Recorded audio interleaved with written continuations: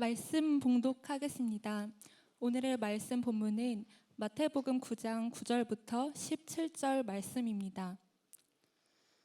예수께서 그곳을 떠나 지나가시다가 마태라 하는 사람이 세관에 앉아 있는 것을 보시고 이르시되 나를 따르라 하시니 일어나 따르니라. 예수께서 마태의 집에서 앉아 음식을 잡수실 때에 많은 세리와 죄인들이 와서 예수와 그의 제자들과 함께 앉았더니 바리새인들이 보고 그의 제자들에게 이르되 어찌하여 너희 선생은 세리와 죄인들과 함께 잡수시느냐. 예수께서 들으시고 이르시되 건강한 자에게는 의사가 쓸데없고 병든 자에게라야 쓸데있느니라. 너희는 가서 내가 긍휼을 원하고 제사를 원하지 아니하노라 하신 뜻이 무엇인지 배우라. 나는 의인을 부르러 온 것이 아니요 죄인을 부르러 왔노라 하시니라. 그때 요한의 제자들이 예수께 나와 이르되 우리와 바리새인들은 금식하는데 어찌하여 당신의 제자들은 금식하지 아니하나이까. 예수께서 그들에게 이르시되 혼인집 손님들이 신랑과 함께 있을 동안에 슬퍼할 수 있느냐. 그러나 신랑을 빼앗길 날이 이르리니 그때에는 금식할 것이니라. 생배 조각을 낡은 옷에 붙이는 자가 없나니 이는 기운 것이 그 옷을 당기어 헤어짐이 더하게 됨이요 새 포도주를 낡은 가죽 부대에 넣지 아니하나니 그렇게 하면 부대가 터져 포도주도 쏟아지고 부대도 더 버리게 됨이라. 새 포도주는 새 부대에 넣어야 둘이 다 보전되느니라. 아멘. 샬롬. 네, 지금 좋은 소식들을 많이 듣고 있습니다. 이번에 겨울 동안에 1,100명에 달하는 우리 지체들이 지금 전 세계에 나가서 단기 선교를 하고 있는데 굉장히 아주 좀 감동적이고, 또 올해 우리 CCC가 단기 선교를 시작한 지 3,000명을 처음으로 넘을 것 같습니다. 지금 겨울 단기 선교에 1,100명, 여름에 충분히 우리가 2,000명은 될 것 같다라는 생각. 왜냐하면 작년에 1,700명을 우리가 여름 수련회 끝나고 했기 때문에 그걸 놓고 기도하고 있습니다. 하나님께서 참 이렇게 많은 사람들로 하여금 우리 CC에 연결시켜 주시고 또 그 안에서 그런 비전을 받고 그렇게 선교에 참여하는 걸 보면서 저는 참 제가 한번 저의 인생을 돌아봤었습니다. 왜냐하면 오늘 말씀과 연결이 있기 때문에 말씀을 드리는 겁니다. 뭐냐면 기독교는 무엇일까라고 하는 것. 그 다음에 기독교는 단순한 종교인가라고 하는 질문에 대해서 답을 하면서 저는 두 가지의 공통적인 일반적인 사람들이 갖는 것, 저도 경험했던 것이 있습니다. 첫째는 뭐냐면 바로 이런 겁니다. 모든 사람이 기독교를 만나기 전에 종교에 대한 공통적인 선입견을 가지고 접근을 한다는 겁니다.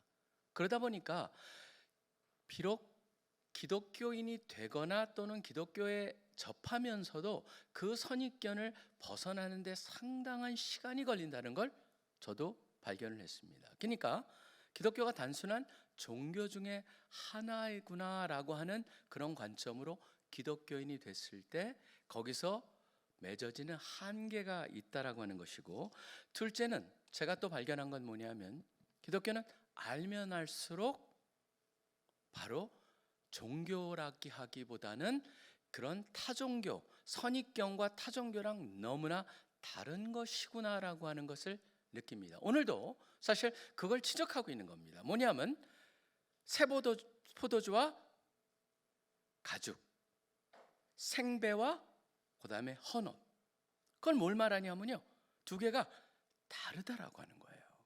어떻게 다른가? 그걸 갖다가 하는데 자주 사람들이 이제 그런 질문을 하죠. 기독교인이 되고 나서도. 목사님, 근데 히브리서 11장 같은 데 보면은 믿음장이잖아요. 거기에 나온 사람은 얼마나 위대하게 살아요. 근데 왜 많은 사람들이 그런 삶을 살지 못할까요? 저는 거기에 근본적인 이유가 바로 종교에 대한 선입견, 그 다음에 기독교에 대한 온전한 이해가 부족하기 때문에 그런 삶을 살지 못하는 것이 아닐까라고 제가 전제를 하면서 오늘 말씀을 접근하는데요. 한번 잠깐 어딜 보길 원하시느냐면요, 저는 여러분이 안 찾으셔도 됩니다. 제가 읽겠습니다. 골로새서 1장 6절을 보시면요, 이런 말씀이 나와요. 이 복음이 이미 너희에게 이름에 너희가 듣고 참으로 하나님의 은혜를 깨달은 날부터라고 되어 있습니다. 하나님의 은혜를 깨달은 날부터 너희 중에서와 같이 또한 온 천하에서도 열매를 맺어 자라는도다. 여기 핵심 뭡니까? 은혜를 깨달은 날부터.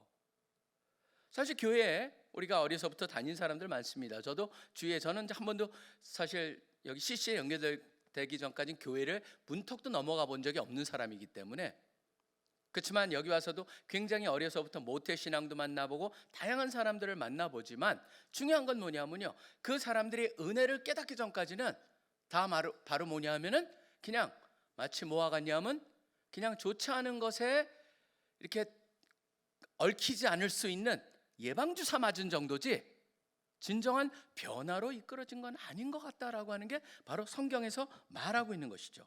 자, 보시면은요, 마태복음 13장에도 보면은 뭐가 나오냐면 씨 뿌리는 자의 비유가 나오잖아요. 저는 이것이 참 의미가 있다고 생각해요. 왜냐하면 마지막에 잘 아시다시피 옥토에 뿌려진 씨앗은 어떻게 합니까? 단순히 자라나가지고 씨를 갖다가 맺는다가 아닙니다. 거기 보면 이렇게 돼 있습니다. 좋은 땅에 뿌려졌다는 것을 말씀은 듣고 깨닫는 자니라고 되어 있습니다. 그럴 때만이 무슨 일이 일어납니까? 그냥 단순히 2배, 3배가 아닙니다. 30배, 60배, 100배라고 하는 위대한 삶으로 연결이 된다. 이걸 갖다가 사도 바울 서신을 조심스럽게 읽어보십시오. 사도 바울 서신은요, 그냥 너희의 능력이 너희를 갖다 성장케 한다 그런 게 아니에요. 능력을 얘기하면서 완전히 뒤집어진다라고 하는 얘기를 하고 있어요. 그렇기 때문에 3장 18절 16절에 보면 뭐라고 되어 있습니까? 하나님의 사랑의 깊이와 넓이와 높이와 그런 걸 알고, 그래서 너희가 상상하는 그 이상, 생각하거나 구하는 그 이상을 더 넘치게 해주시는 하나님의 그 능력을, 은혜를 체험하길 원한다. 한마디로 성경은 기독교인이 된다는 거는 뭐냐면요, 우리가 상상할 수 없는 그런 놀라운 열매로 이어지는 삶을 살 수 있는 것이다. 그게 바로 성경의 가르침이라는 거예요. 자, 그렇다면 우리가 어떻게 그런 삶을 살 수 있습니까? 저는 이걸 기초적으로 한번 여기서부터 시작을 해봅니다. 과연 크리스천은 뭐가 다른가라고 하는 거죠. 크리스천은 무엇이냐라고 하는 겁니다. 왜 어떻게 그러한 삶을 살 수 있고 산다고 하나님께서 말씀하시는 것일까? 첫 번째, 여기 오늘 말씀을 통해서 분명히 알아야 되는 건 뭐냐면요, 부름을 받은 사람들이 바로 크리스천이라는 겁니다. 부름을 받았다. 하나님으로부터 부름을 받았다. 오늘도 시작할 때 찬양을 하는데 참 묘하다는 생각을 했어요. 그 단어가 유난히 더 와닿았어요. 하나님께서 부르셨기 때문에 우리가 여기 있습니다. 사실은 그걸 보면서도 만약에 부름의 경험이 없다면 저는 진정한 크리스천이 아니다라고 담대히 말할 수 있습니다. 우리가 하나님을 선택한 것이 아니고 하나님께서 우리를 선택하셨다라고 하는 것을 인지하고 고백할 수 있는 사람이 크리스천입니다. 자, 한번 마태복음 9장을 보시면요, 오늘 봉독한 말씀 바로 전에 보면은 누가 나옵니까? 침상에 누운 중풍병자 얘기가 나와요. 친구들이 데려와가지고 지붕을 뚫고 거기다가 그 중풍병자를 내리는 그것이죠. 여러분, 다른 데도 조금 더 자세하게 나오지만 거기 보시면 하나의 특징이 있습니다. 뭡니까? 예수님께 찾아왔어요. 굉장히 적극적이에요. 근데 마태는 찾아온 게 아니에요. 마태는 그냥 세리로서 세금 받는 곳에 앉아 있었어요. 근데 예수님께서 찾아오셨어요. 사실 그걸 보면서 뭘 느낄 수 있냐면 다르지 않냐, 이렇게 사람들이 생각할 수가 있습니다. 한 사람은 찾았기 때문에 만났고 한 사람은 예수님께서 찾아와서 만났다. 그런데 실제로 자세히 들여다보세요. 아니에요. 예수님이 둘 다 주도하신 거예요. 어떻게 할 수 있냐면요, 바로 중풍병자를 한번 자세히 보시기 바랍니다. 사실 이 말을 하기 전에 요거 한번 성경에 나와 있는 말씀 하나가 있죠. 로마 3장 11절에 보면 깨닫는 자도 없고 하나님을 찾는 자도 없다고 그랬어요. 실질적으로 하나님을 찾는 사람이 없어요. 그게 무슨 말입니까? 여러분 한번 잘 생각해 보세요. 다른 종교들이 하나님을 찾는다고 그래서 진짜 종교적으로 열심히 하는 사람들 저도 많이 봤습니다. 저희 어머니도 그러셨어요. 절에 열심히 다녔고 잘 되라고 열심히 기도하셨어요. 근데 진짜 하나님을 찾았습니까? 아니에요. 바로 자신이 생각하는 하나님을 그려놓고 찾고 그것이 그리고 실질적으로 그 그려진 하나님을 찾기보다는 그 하나님을 찾았을 때 얻어지는 혜택을 찾은 거예요. 참 하나님을 찾는 사람은 없습니다. 참 하나님을 있는 그대로 찾는 사람 없습니다. 자기가 상상하는 하나님, 또 그 하나님을 찾는다고 할지라도 그 상상한 하나님을 거기서 그 참 하나님보다는 오히려 그걸 통해서 얻어지는 그 혜택을 추구하는 사람들이 가득하다는 것이죠. 지금 여기에 중풍병자도 마찬가지였습니다. 중풍병자를 예수님 앞으로 데려온 사람도 적극적으로 예수님을 찾은 게 아니죠. 뭘 찾은 겁니까? 고침을 찾은 거예요. 고치기에 왔어요. 근데 예수님께서 뭐합니까? 고침을 위해서 온 사람한테 주시는 말씀이 고쳐주시는 게 아닙니다. 먼저 너의 죄가 사여졌다라고 얘기를 하십니다. 뭡니까? 바로 예수님이 주도권을 가져다진 걸 분명히 말씀함과 동시에 바로 가장 필요한 것이 무엇인가를 가르쳐 주시는 것이죠. 그렇기 때문에 저는 하나님께 끌렸다라고 하는 생각은요, 그냥 그런 것들을 모두 하나님께 이끌었다라고 하는데 그거조차도, 그러한 필요함과 원함을 가졌다는 것 자체도 저는 하나님이 이끄셨지만 궁극적으로 뭐예요? 그 뒤에는 다 하나님이 계셨고, 여기서도 마찬가지입니다. 그렇기 때문에 예수님께서 주도하신다는 걸 확실히 보여주시고 있다라고 하는 것이죠. 사실 전도를 하다 보면 굉장히 다양한 사람들을 만납니다. 어떤 사람은 진짜 중풍병자 같이 적극적으로 하나님을 찾다가 거기서 변하는 사람들도 굉장히 많이 만나요. 그런데 어떤 사람은요, 굉장히 부담을 갖는 사람들도 많이 만납니다. 어떤 부담을 갖습니까? 교회 가면은 뭐 한다 그래갖고 또 그 왜 교회만 옳다 그러냐라고 하는 다양한 사람들. 그런데 제 친구 중에도 그런 사람들이 있었고, 저 어렸을 때 굉장히 깡패 같은 사람이 있었는데, 저 깡패였죠. 제가 이제 초등학교 다닐 때 사실은 저도 이제 제가 반장을 하다 보니까 말 안 듣는 애가 있어요. 굉장히 아주 못된 애가 있어가지고, 제가 어렸을 때 살던 동네가 유명한 청량리 588이란 창녀천 근방에 있었어요. 멀지 않은 곳이에요. 그곳에서 초등학교를 다녔었는데 그땐 국민학교라고 그랬죠. 근데 제가 지목한 그 친구는 말을 진짜 안 들어요. 그리고 딴 사람들을 굉장히 괴롭혀요. 그래서 제가 어느 날 할 수 없이 도전을 했어요. 너 나랑 한번 붙자. 그래가지고 사실 그때는 다 화장실이 뒤쪽이 여유가 있어요. 그러니까 거기에 공터 같은 게 있어요. 거기 가서 붙었죠. 친구들이 이제 거기 이제 학생들이 둘러싸가지고 붙었는데, 물론 제가 많이 맞았어요. 그리고 전 코피도 나고, 그렇지만 저도 때렸죠. 그러고 나서 뭐를 발견했냐면, 그 친구가 저를 이제는 함부로 대하지 않아요. 그리고 제가 얘기를 하면은 굉장히 피했는데, 나중에 제가 그 아이를 알게 된 게, 그 아이의 배경을 알게 된 게, 그 아이의 부모가 포주예요. 그랬던 아이였어요. 근데 나중에 성인이 돼서 만났는데 교회를 다녀요.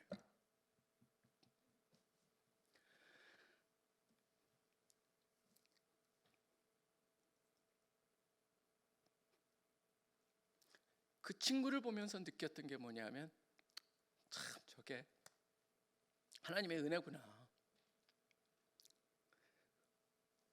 그랬던 사람이 저렇게 됐구나. 참 그것이 저는 사실, 그래서 어느 누구도 모른다는 거죠. 결국은 굉장히 다양한 삶을 살아가고 어느 하나의 모습이 하나님께로 오는 게 아니고, 하나님께서는 모든 사람을 부르고 계시는구나, 관여하고 계시는구나. 사실 그런 생각을 가질 때 우리는 모든 사람을 어떻게 대할 수 있습니까? 맞아, 저 사람은 결코 하나님 못 만나가 아니고, 저 사람도 지금 하나님이 관여하고 계실 수 있구나라고 하는 생각을 가지기 때문에 우리는 어느 누구나 그 사람들을 향해서 은혜로운 마음을 가지고 받아주는 마음으로, 포용하는 마음으로 다가갈 수가 있다라고 하는 것이죠. 저는 그렇기 때문에 지금 한 사람도 예배가 없다, 모든 사람을 향해서 부르고 계시고, 나도 불렀기 때문에 내가 이 자리에 있고, 바로 그렇기 때문에 내가 되었다라고 하는 것, 그걸 기억하는 것, 그게 바로 저는 크리스천은 무엇이 다른가라고 하는 첫 번째 가장 중요한 것.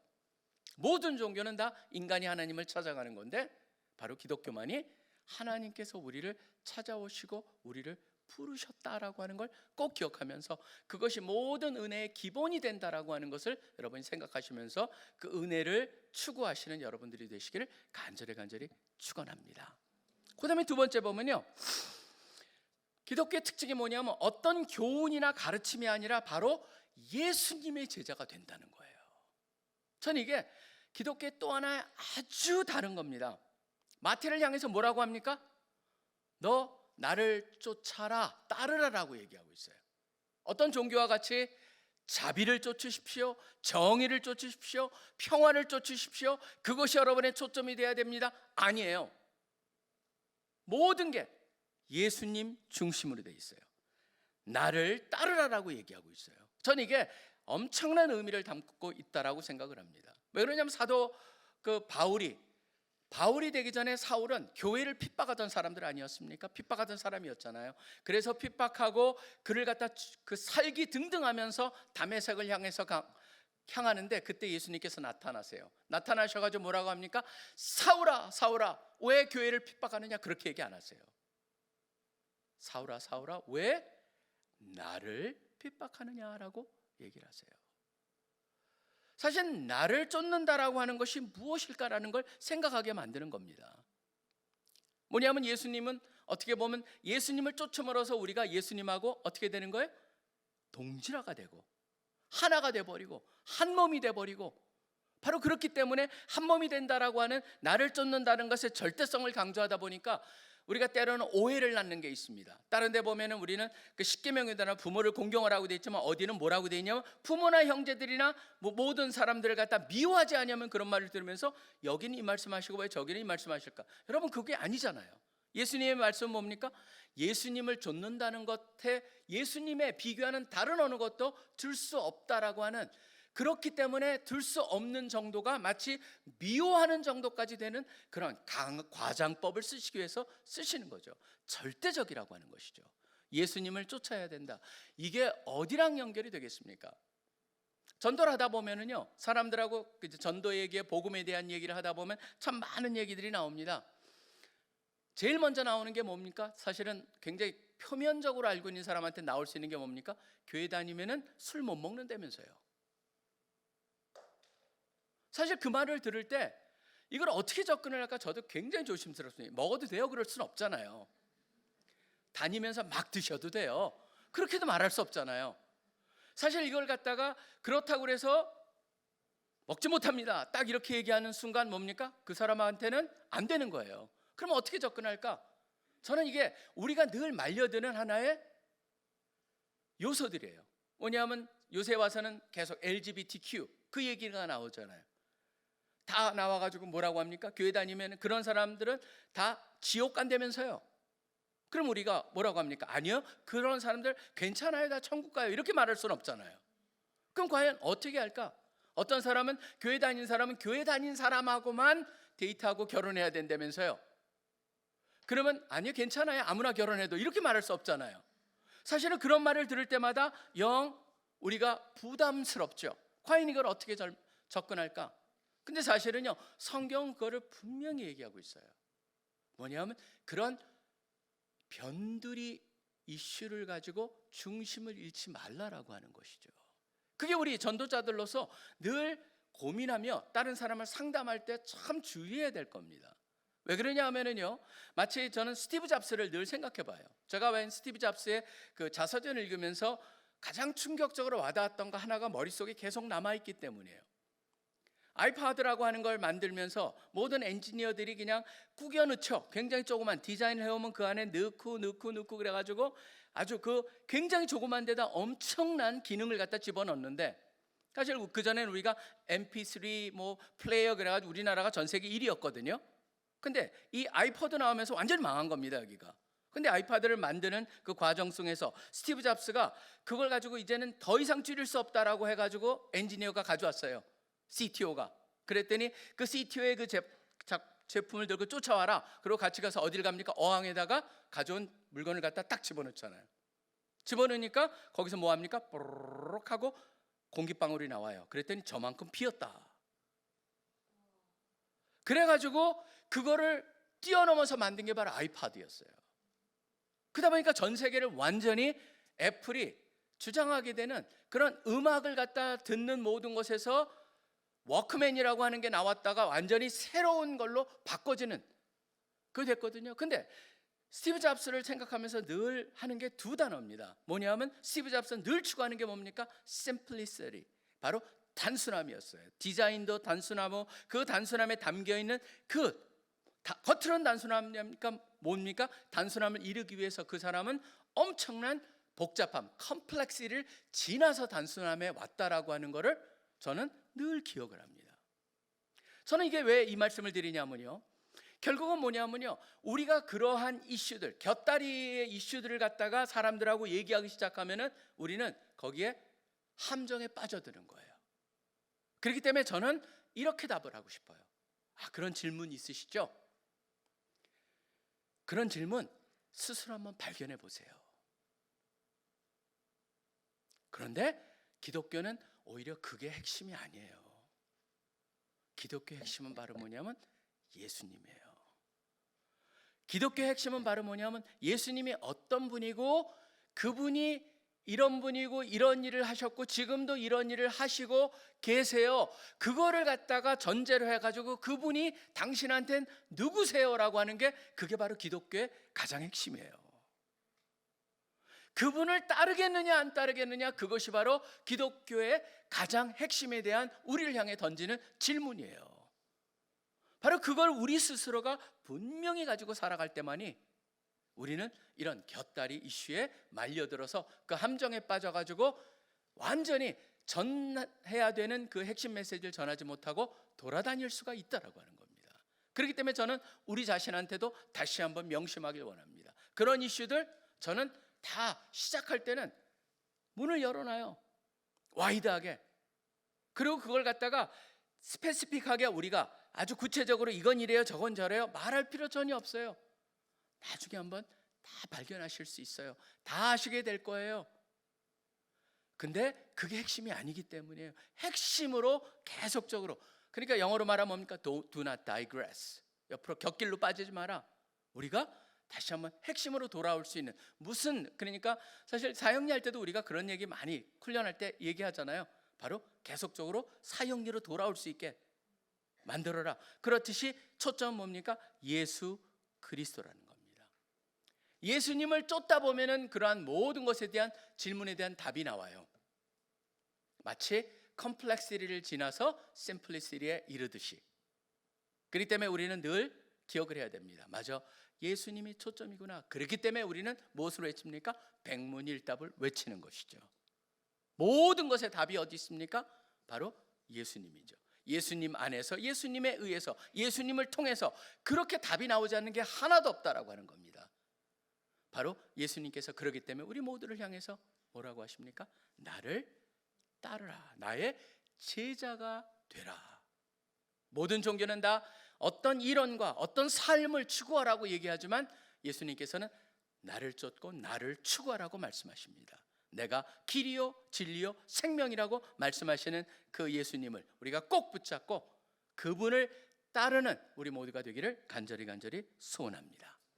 그 다음에 세 번째, 오늘 말씀 속에서 또 기독교는 누군가 무엇인가라고 말할 때 세 번째 중요한 게 있습니다. 뭐냐면 기독교는 뭐냐면 온전한 새로운 질적 변화를 경험하는 사람들이다라는 거예요.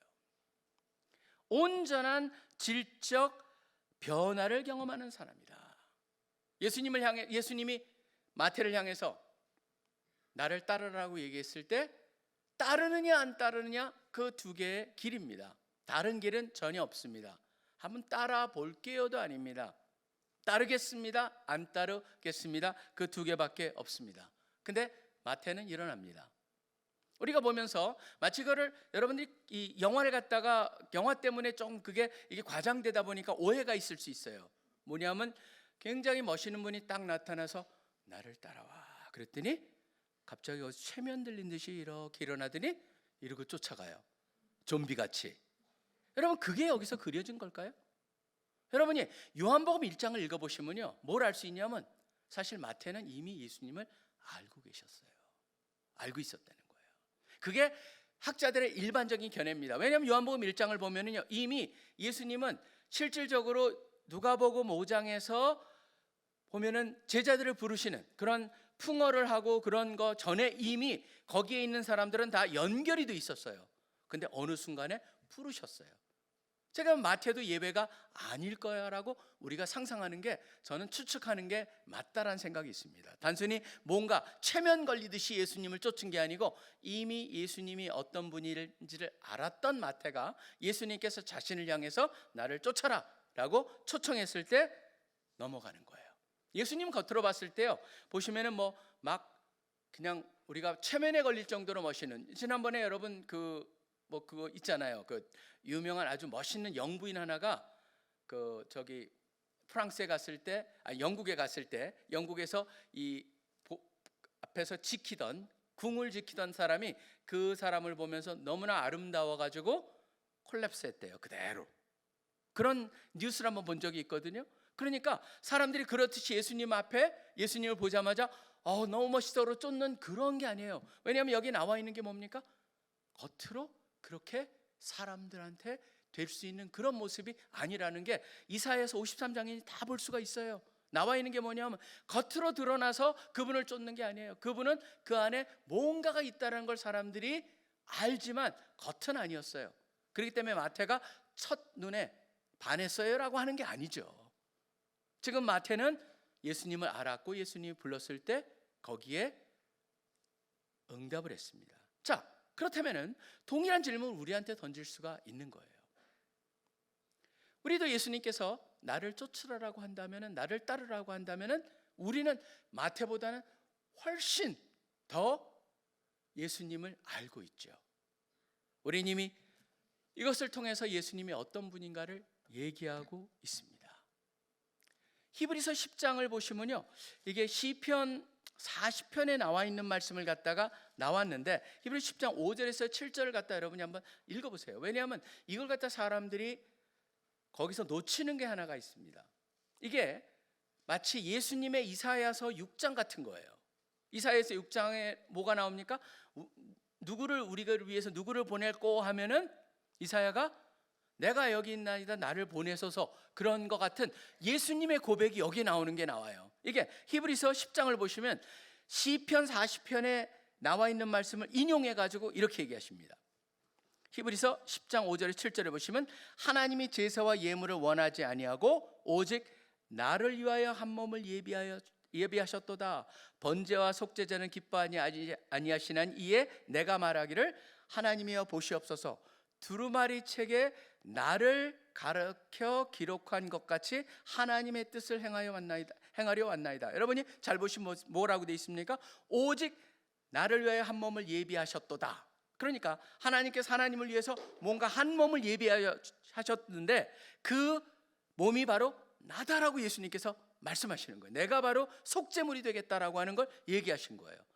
누가 우리를 위해서 갈 거 그랬을 때 이사야가 내가 여기 있나다 나를 보내소서 같이 예수님께서 바로 그게 나를 통해서 이루어지길 원한다라고 하는 걸 하신 거예요. 그렇기 때문에 돌아가신 거죠. 돌아가셔가지고 지금 어떤 일이 일어나고 있습니까? 지금 돌아가셔가지고 히브리서 7장 25절 같은 경우에는 그러므로 자기를 힘입어 아버지께 나아가는 자를 온전히 구원하실 수 있으니 이는 그가 항상 살아계셔서 그들을 위하여 간구하심이라. 우리 위해서 간구하시는 분이다. 그뿐만이 아닙니다. 로마서 8장 34절에도 더 나갑니다. 누가 정죄하려? 죽으실 뿐만 아니라 다시 살아나신 이는 그리스도 예수시니 그는 하나님의 우편에 계신다요 우리를 위하여 간구하는 자시니라. 그뿐만 아니라 요한 1서 2장을 시작하자마자 이런 얘기를 합니다. 만일 누가 죄를 범하여도 아버지 앞에 우리에게 대언자가 있으니 곧 의로우신 예수 그리스도라. 여러분 보시면은 여기에 바로 우리를 위해서 돌아가시는 걸 자원하셨고 그걸 갖다가 그렇게 순수히 자원하시는 마음으로 하셨을 뿐만 아니라 살아나셔서 우리 위해서 지금도 간구하고 계신다, 방어하고 계시고 보호하고 계시고, 그런 하나님, 그런 예수님이 우리를 향해서 나를 따르라라고 말했을 때 나는 과연 어떻게 반응할 것이냐? 그게 오늘 이 말씀을 들으면서 우리 모두한테 해야 되는 게 아닐까요? 그렇기 때문에 존 누턴 같은 그런 노예 상인이 복음이 들어가고 이 사람이 온전히 변했을 때 뭐라고 고백을 합니까? 지금까지 제가 하나님의 말씀은 어느 순간에 깨달은 거예요. 하나님의 말씀은 저한테 주신 의무였습니다. 하나님을 쫓는 자는, 하나님을 믿는 자들은 이렇게 살아야 되는 게 의무라고 생각을 했습니다. 그런데 하나님을 온전히 알고 나니까 의무가 아니라 이것이 저의 선택으로 바뀌었습니다. From duty to choice, 이 표현을 쓰는 거죠. 온전히 은혜가 무엇인가를 깨달았을 때만이 놀라운 일을 할 수 있다. 그러다 보니까 그런 맥락으로 여러분이 이 말씀을 묵상하실 필요가 있어요. 저한테도 굉장히 사실 부담이 되는 말씀입니다. 이게 무슨 의미일까를 늘 생각하게 되는 게 요한복음 14장 12절에 보면 이런 말씀이 나옵니다. 내가 진실로 진실로 너희에게 이르노니 나를 믿는 자는 내가 하는 일을 그도 할 것이요. 근데 그 다음 또한 그보다 더 큰 일도 하리니 이는 내가 아버지께로 감이라. 과연 이게 무슨 말일까? 설명해 버릴 수 있어요. 주석책 보면 여러분들이 알 수 있어요. 많은 사람들이 이걸 설명해 가지고 뭔가 축소화시키려는 노력들을 엄청나게 하고 있어요. 근데 과연 이게 축소가 될 수 있는 말일까? 저는 꿈을 꾸자는 것이죠. 우리가 진짜 예수님을 따른다는 것이 무엇일까? 더 큰 일을 할 수 있다면 30배, 60배, 100배가 일어난다면 언제부턴가 우리는 신앙을 갖고 믿음을 갖는다는 것은 뭔가 더하기 개념으로 생각하고 있는 것이 아닌가. 이 일을 가진 사람이 열심히 해가지고 하나님이 능력을 보여주시면 사물할 수 있고 사가 되는, 그렇게 생각하고 있는 것이 아닌가. 근데 기독교는 뭡니까? 크리스찬으로, 제대로 된 크리스찬으로 산다는 건 바로 뭐냐면 더하기가 아니다. 뭐냐면 뒤집어집니다. 부호가 바뀌는 거죠. 마이너스에서 플러스로 바뀌듯이. 그게 바로 기독교인의 삶이다. 그렇다면 과연 나는 어떻게 살아야 되는가라고 하는 것입니다. 저는 우리의 기도가 새해를 우리가 맞으면서도 결심을 했고 은혜를 갖다가 진정 이해를 했고 은혜를 깨달았다면 그 은혜가 담겨있는 그것이 얼마나 엄청나다는 걸 알고 그 다음에 깨달았을 때 어떤 일이 일어날 수 있다는 걸 성경에서 말하고 있는 것을 우리가 진정 깨닫는다면 저는 우리 모두도 그런 신앙을 가졌을 때 또 예수 그리스도를 쫓는다는 그것에 담겨있는 의미가 무엇인가를 한번 잘 고민하면서 나의 것, 주님 나한테 역사하시는 하나님, 지금도 역사하시는 하나님, 나를 통해서 놀라운 일을 하시기를 원하시는 하나님. 그렇기 때문에 마태는 위대한 사람이 된 것이죠. 버리고 쫓았습니다. 세리로서 세리장으로 나중에 거기서 뭐 세무, 소장, 청장까지 될 수 있었겠죠. 열심히 했으면은. 단순히 그걸로 남지 않았습니다. 물론 우리도 지금 여기서 모든 하던 일을 버리고 쫓아라, 다 간사가 되고 선교사가 되라, 그런 얘기가 전혀 아닙니다. 뭐냐면 오히려 지금 나의 부름을 받은 영역 속에서 내가 신앙생활을 한다는 것 자체가 그냥 내가 하는 것보다 조금 더 베네핏을 얻는 그것으로 멈춰져 있다면 우리는요 진짜 우리에게 주어진 그 놀라운 축복과 가능성을 지극히 적게 경험하면서 살고 있을 수 있다. 이제 그 예수 그리스도를 따른다는 것을, 거기에 담겨있는 의미를 생각하면서 온전히 변화된다는 것을 생각하면서 다시 한번 트랜스포밍이 무엇인가, 나의 삶 속에서 진정 뒤집어져야 되는 것, 더함이 아니고 뒤집어진다는 것, 그것이 무엇을 의미하는가 우리가 한번 고민하시면서 여러분들이 신앙생활을 하시기를 간절히 축원합니다. 하나님께서 부르셨습니다. 예수를 따르는 자들이 된 것입니다. 이제 따름을 통해서 그분이 일으키시는 놀라운 변화를 경험하면서 하나님께 영광 돌리고 또 이 모든 이런 것들을 아까 존 뉴턴의 표현과 같이 듀티가 아니고 의무가 아니고 바로 초이스라고 하는 선택이 되심으로 하나님의 능력을 체험하시기를 간절히 소원합니다. 기도하겠습니다. 하나님 아버지 감사합니다. 무엇보다도 이 시간에 전 세계에 흩어져서 주님의 말씀을 전하는 데 최선을 다하고 있는 1100명에 해당하는 우리 CCC의 귀한 형제 자매들을 위해서 기도합니다. 오늘 말씀과 같이 하나님께서 부르셨고 예수를 따르는 자들에게 지금 나가서 그 일을 하고 있습니다. 주님, 그들이 그 가운데서 주님이 주시는 놀라운 역사를 경험할 수 있게 하여 주시옵소서. 그리고 우리도 지금 이곳에서 함께 기도하면서 다시 한번 오늘 마태의 그 부르심을 보면서 단순한 마태의 부름이 아니고 우리 각자를 향한 예수 그리스도의 그 부르심을 연결하고 진정 나의 삶에 어떻게 역사하셔서 이곳까지 오게 하셨는가를 생각해보고 진정 내가 예수를 따르는 자라는 걸 잊지 않고 백문일답을 담겨있는 그 의미를 생각하면서 진정 그것을 외칠 때마다 역사하시는 주님의 그 능력을 체험하면서 진정 나의 영역 속에서 단순한 더하기가 아니고 곱하기가 또 뒤집어지고 또 부호가 바뀌는 그런 역사가 일어나기를 소원합니다. 주님을 찬양합니다. 이 모든 기도 살아계서 역사하고 계시는 예수 그리스도 이름으로 간절히 기도합니다. 아멘.